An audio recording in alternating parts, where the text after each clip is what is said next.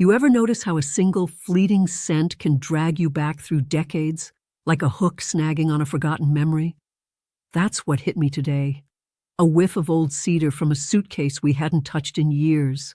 It reminded me of the first trip Lucas and I took together, back when we were all clumsy hands and nervous laughter.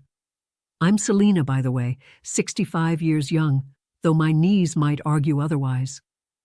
Lucas, my husband of 42 years, is the steady anchor I've clung to through life's storms. We've built a life that's comfortable, familiar, but if I'm honest, it's a bit like an old quilt, soft and warm, yet fraying at the edges, with threads of distance we don't talk about. Lucas is the kind of man who doesn't need many words to fill a room. His hair, once a deep, inky black, is now a crown of silver glinting in the sunlight like polished metal. His hands, rough and calloused from decades of manual labor before he retired, tell stories of hard work, fixing engines, building fences, always providing. Even now, in our quieter years, those hands still fidget, as if they're itching to mend something, maybe even us. We've settled into a routine, a rhythm of shared silences over morning coffee and evenings spent in separate armchairs, the TV murmuring between us. Somewhere along the way, the space grew, not with anger or resentment, but with the slow drift of time.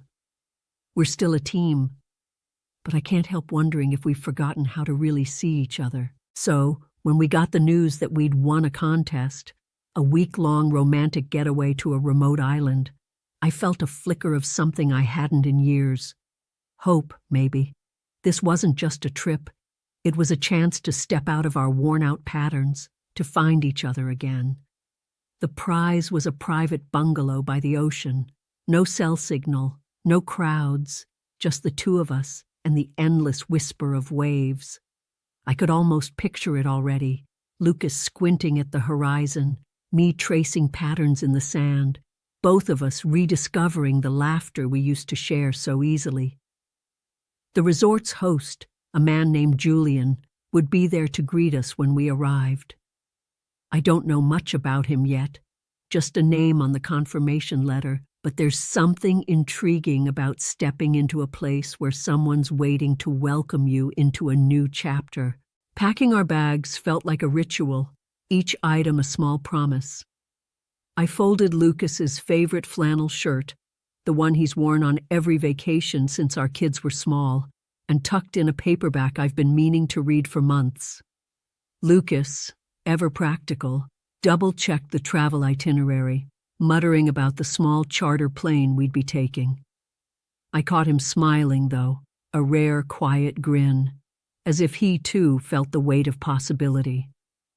As the small charter plane dipped below the clouds, I caught my first glimpse of the island, a jagged emerald jewel cradled by an endless expanse of turquoise.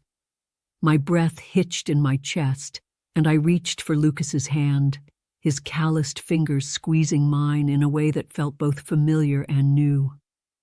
When we stepped off the plane onto the sandy airstrip, the air hit me like a warm embrace, thick with the scent of salt and something sweeter, like hibiscus blooming just out of sight.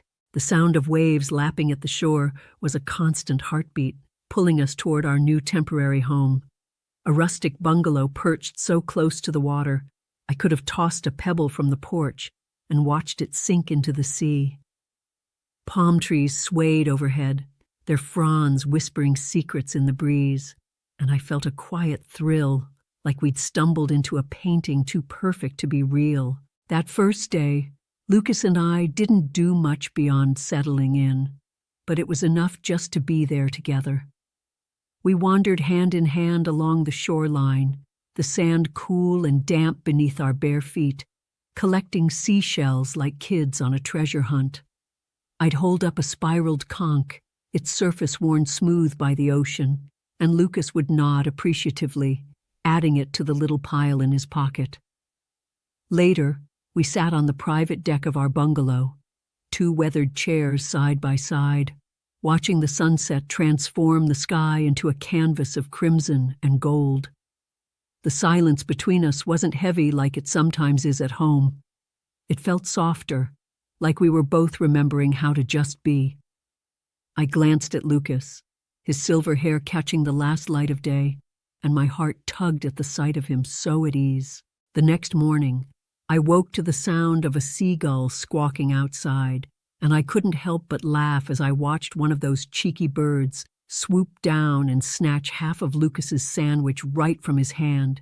His surprised shout, followed by a deep, rumbling chuckle, echoed across the beach, and for a moment, I saw the young man I fell in love with all those years ago, the one who'd laugh at life's little absurdities and pull me into the joke with him. It was a small thing, but it reminded me of why we've held on for so long through every rough patch and quiet drift. Those tiny sparks of joy, they're the glue that's kept us together, and I felt a warmth spreading through me, a hope that maybe this place could reignite more of them. Later that day, we joined a brief welcome tour at the resort's main lodge, a weathered wooden structure that looked like it had grown out of the island itself. Its wide veranda overlooked the ocean, offering a view so stunning I had to pause just to take it in.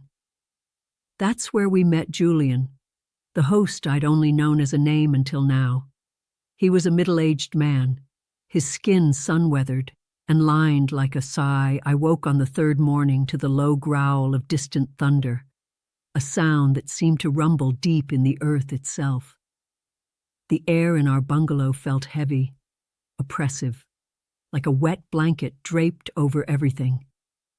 I rolled over, blinking against the dim gray light filtering through the curtains, and noticed the wind had picked up, howling outside and rattling the shutters with an insistent, restless energy.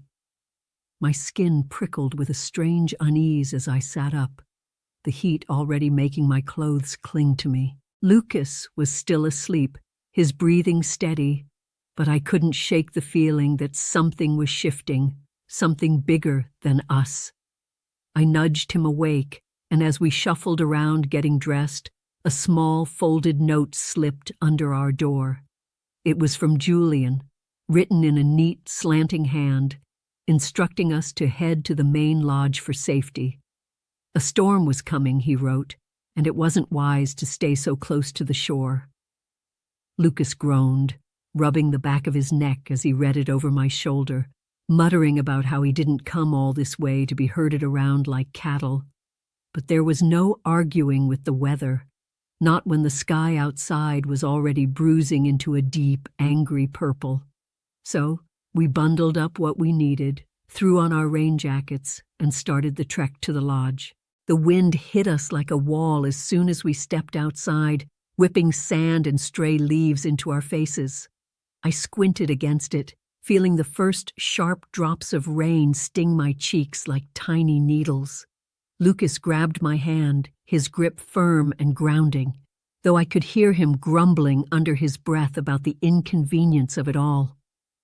The path to the lodge felt longer than I remembered, the gusts pushing against us as if trying to turn us back. My hair lashed around my face, and I kept my head down, focusing on the uneven ground beneath my feet, the way the island seemed to groan under the weight of the approaching tempest. By the time we reached the lodge, my legs ached, and my breath came in short, ragged bursts, but Lucas's hand never let go of mine. Julian was waiting for us at the entrance, his figure a calm silhouette against the chaos brewing beyond. He ushered us inside with a reassuring nod, his voice steady as he offered us hot tea and thick woolen blankets to shake off the damp chill. I wrapped my hands around the steaming mug, grateful for the warmth seeping into my palms, while Lucas sank into a nearby chair, looking worn out from the walk and the tension of the morning. Outside, the storm was growing fiercer by the minute. Rain hammered against the tin roof of the lodge, a relentless drumbeat that drowned out almost everything else. I peered through the wide windows, watching the ocean churn into a menacing black, its waves clawing at the shore like hungry beasts. The world beyond had shrunk to a blur of gray, the horizon swallowed by sheets of water and wind. Lucas, drained and quiet, decided to rest for a bit. He excused himself to one of the small guest rooms just off the main hall, leaving me alone with Julian on the lodge's sprawling veranda. I settled into a wicker chair, the blanket draped over my shoulders, and watched the storm rage on. Julian sat beside me, pulling out an old leather-bound book of poetry from a shelf nearby. His voice, deep and melodic, cut through the roar of the rain as he began to read aloud, each word falling like a soft stone into still water. It was mesmerizing, like a lullaby woven into the chaos, and I found myself hanging on to every syllable, letting the sound anchor me. As he read, I couldn't help but notice the little things, the way his gaze held mine for just a fraction too long, the warmth radiating from where he sat so close, the faint scent of salt and earth on him that mingled with the damp air. My heart started to beat a little faster, though I told myself it was just the storm, just the intensity of the moment. Then, as he turned a page, his hand brushed against mine, a fleeting touch that sent a jolt through me. I froze, my breath catching, but he didn't pull away immediately. That brief contact lingered in the air between us, electric and unspoken, as the storm howled outside. I pulled my hand back, tucking it under the blanket, my mind racing with a mix of confusion and something I didn't dare name. I couldn't look at Julian after that, not directly. Instead, I stared out at the rain-smeared windows, trying to steady my breathing, pretending I hadn't felt anything at all. But the truth was clawing at me, a truth I wasn't ready to face. Hours later, just before dawn, I slipped back into the guest room where Lucas slept. The storm still raged outside, though its ferocity had dulled to a persistent growl, the rain now a steady patter against the roof. The room was dark, save for a sliver of gray light creeping through the blinds, and I could just make out Lucas's form under the thin blanket. He was still asleep, his chest rising and falling with a rhythm so peaceful it almost hurt to watch. I stood there for a long moment, rooted to the spot, the weight of guilt settling into my chest like a stone.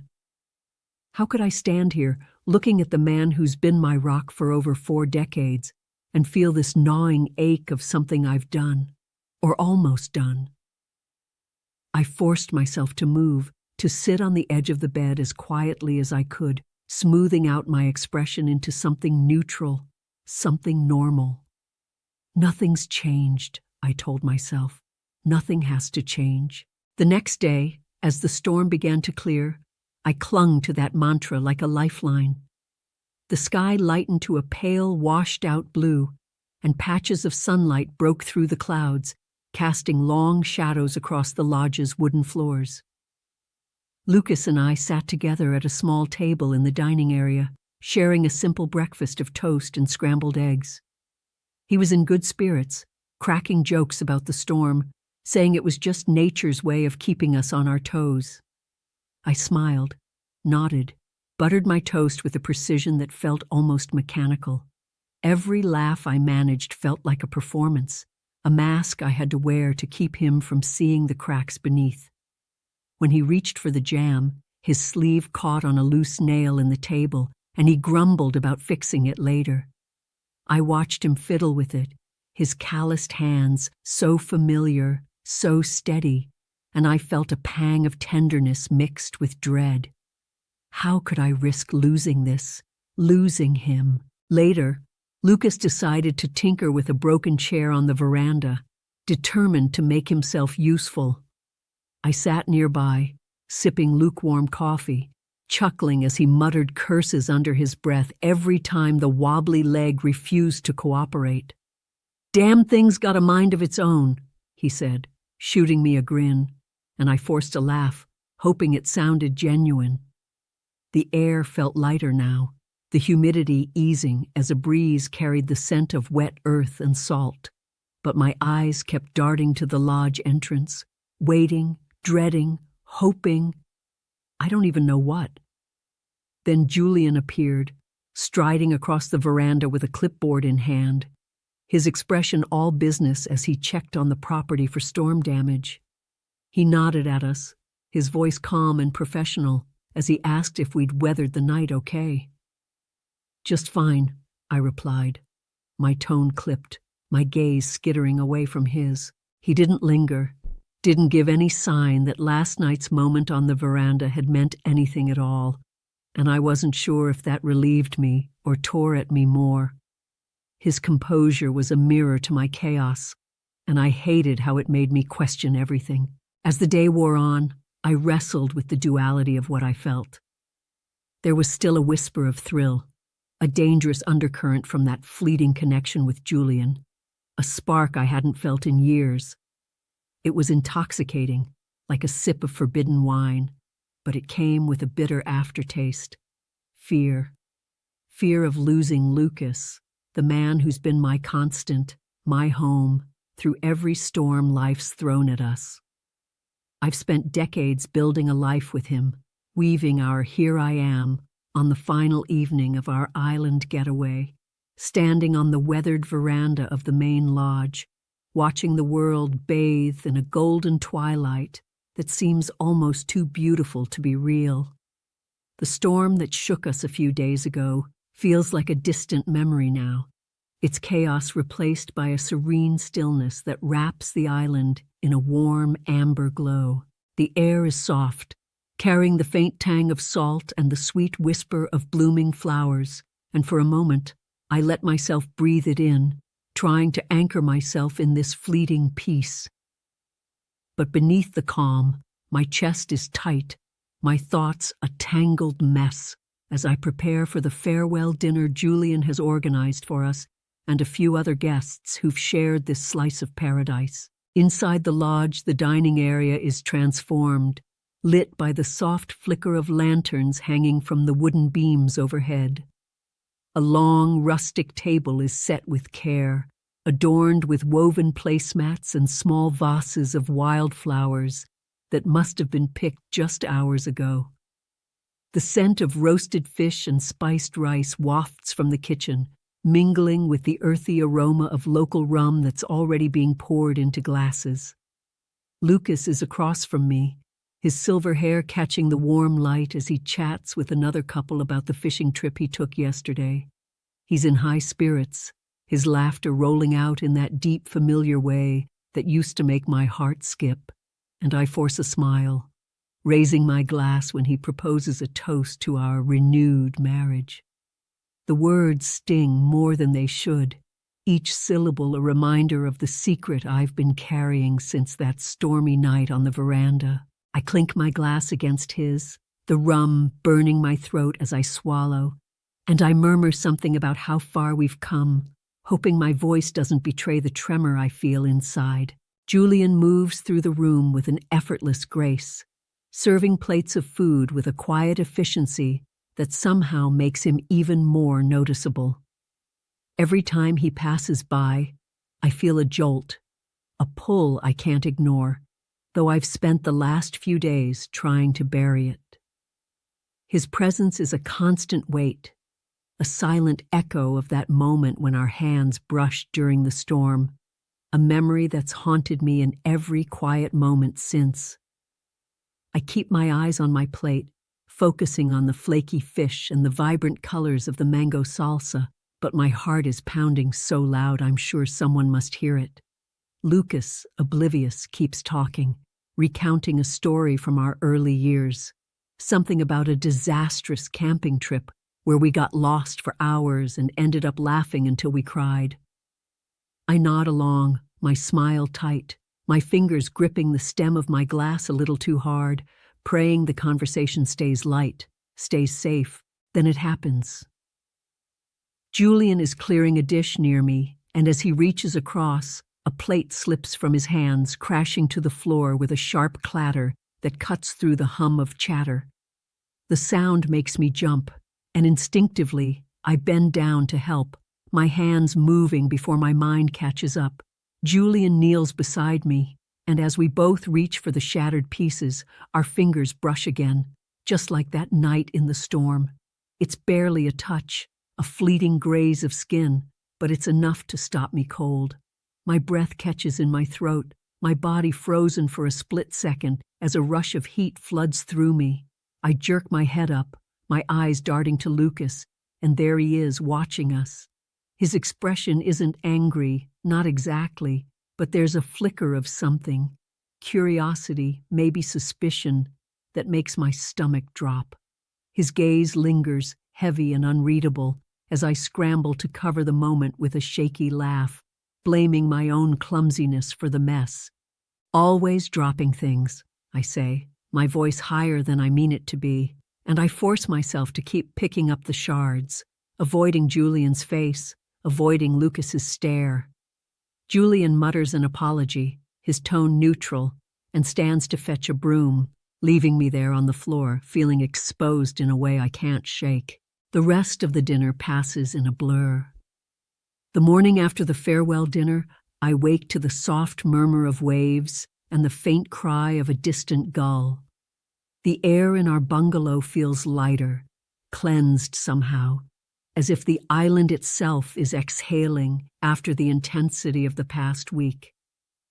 I sit on the edge of the bed, watching Lucas pack his worn flannel shirt into our suitcase, his movements slow and deliberate.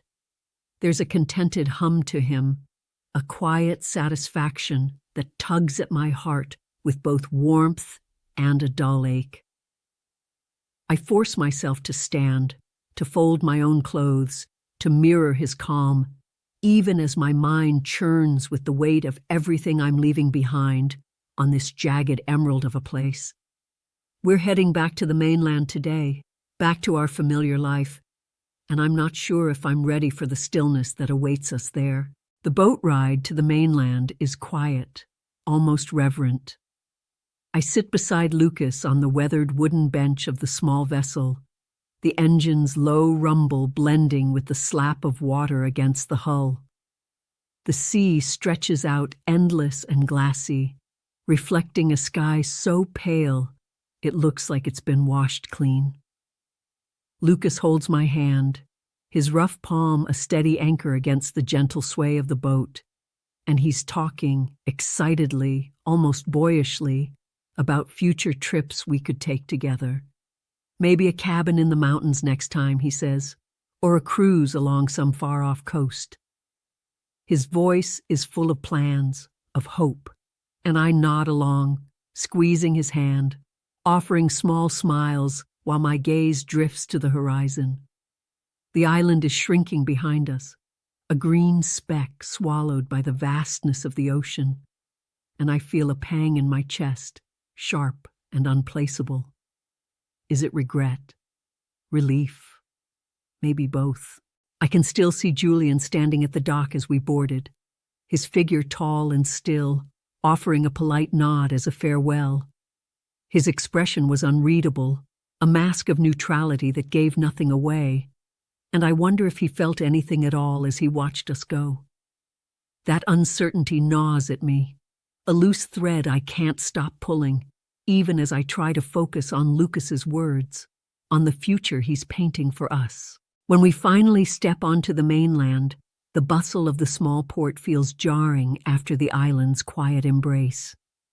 The air smells of diesel and fish, and voices overlap in a chaotic hum as people rush past with their luggage. Lucas shoulders our bags, his stride purposeful as we make our way to the car that'll take us home, and I trail behind, feeling the weight of every step. The drive is long, the landscape blurring past in streaks of green and gray, and I stare out the window, letting my thoughts wander. I'm not sure what I expected from this trip, renewal maybe, or some grand epiphany about our marriage. But what I got was something messier, something I can't quite name. Lucas seems lighter, though, chatting about the little things he noticed on the island, like the way the sand felt underfoot, or the taste of that spiced rice at the farewell dinner.